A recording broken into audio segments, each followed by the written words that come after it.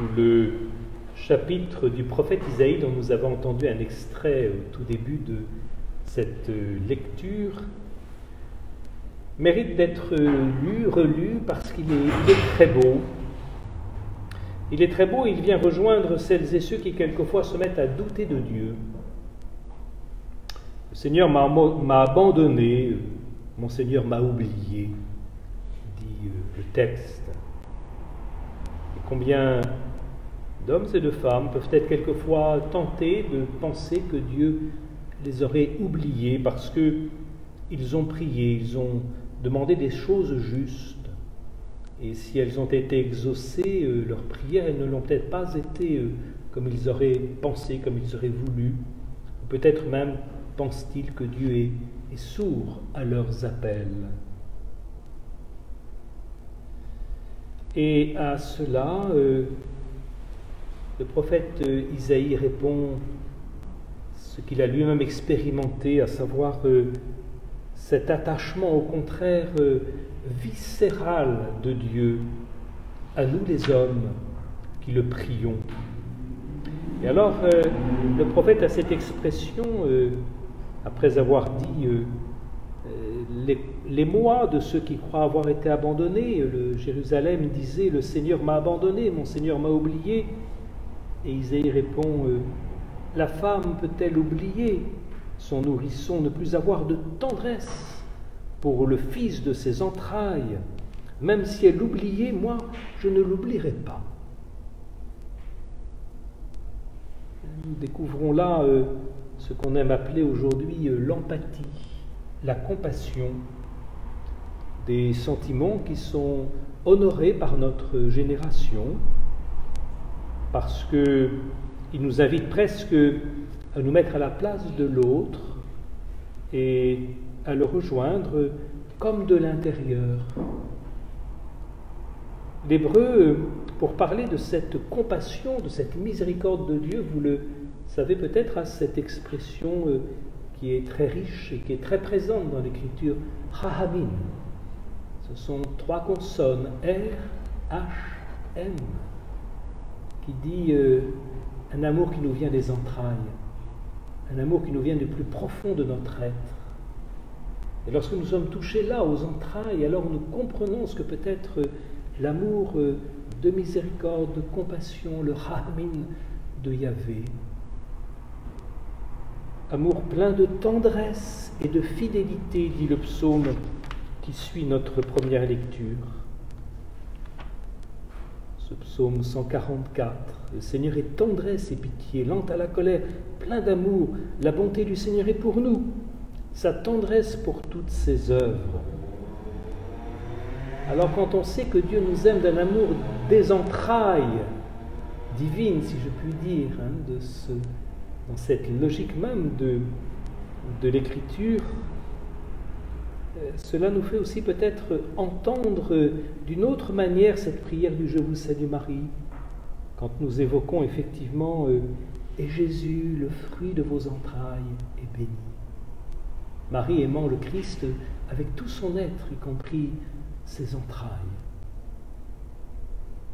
Alors le grand risque, ce serait de croire qu'il n'y aurait que les femmes qui auraient des entrailles et qui pourraient aimer de cette manière-là. Si vous l'êtes particulièrement, je dirais, gâté de cette profondeur de votre être, l'Écriture nous rappelle que c'est tout homme, hommes et femmes, qui ont des entrailles et que l'homme est capable aussi d'aimer avec ses entrailles. Et nous le voyons dans la vie même de Jésus, qui assez souvent se trouve touché, ému dans ses entrailles. Je vous cite par exemple Matthieu 14. Débarquant, il vit une grande foule. Il, le Christ, fut pris de pitié, touché aux entrailles. Par cette foule et par les infirmes qui étaient au cœur de cette foule. Et nous sommes appelés en tant que baptisés, en tant que chrétiens, à nous laisser toucher, prendre nous aussi dans notre manière d'aimer, jusque dans nos entrailles. Colossiens chapitre 3, vous donc les élus de Dieu, ces saints et ces bien-aimés, revêtez-vous d'entrailles de miséricorde, de bonté, d'humilité, de douceur, de patience. Aimer ainsi avec ces entrailles ce qui nous entoure.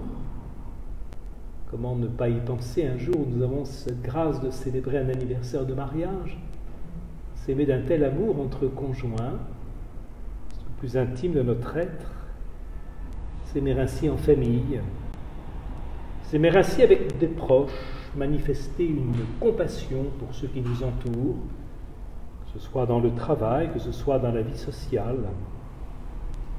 Et comme par onde de répercussion, porter cet amour d'entrailles jusque sur le regard que nous portons et l'investissement que nous pouvons avoir pour tel ou tel pays. Il est difficile, bien sûr, de vibrer de la même façon à toutes les misères qui malheureusement marquent encore notre monde par les guerres, les injustices, les famines. Mais comment peut-être ne pas prendre plus particulièrement en attention et en sympathie tel ou tel pays pour lequel il nous est donné d'avoir eu le regard ouvert et la conscience éclairée. Ce pourrait être intéressant de nous demander au cœur du carême quel est aujourd'hui le pays qui nous fait particulièrement vibrer, avec qui nous sommes en communion d'entrailles. Que ce soit la Syrie, que ce soit la Libye, que ce soit l'Afghanistan, que ce soit l'Irak, dont notre pape nous a rendus si proches par son voyage, que ce soit tel ou tel pays d'Afrique, la République centrafricaine, du Congo, que ce soit d'autres territoires. Demandons-nous de qui nous nous sentons proches et de qui nous nous rendons proches dans la manière de suivre l'actualité, de nous y investir. Et ainsi nous rejoindrons cette expression que